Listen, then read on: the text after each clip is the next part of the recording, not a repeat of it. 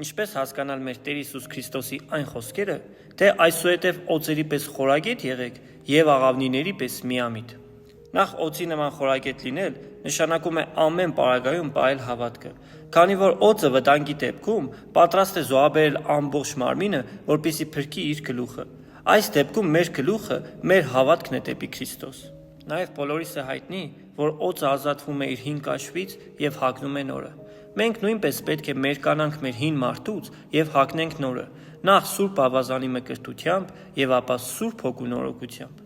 Օծերի պես խորագետ լինել նաև նշանակում է լինել զգոն և իմաստուն, որպեսզի տարբերակելով մեղքի ծուղակները հեռու մնանք դրանցից, ինչպես նաև քարոզել Աստծո խոսքը իմաստությամբ ըստ անձի, տեղի և ժամանակի, ինչպես որ անում էր Պողոս առաքյալը։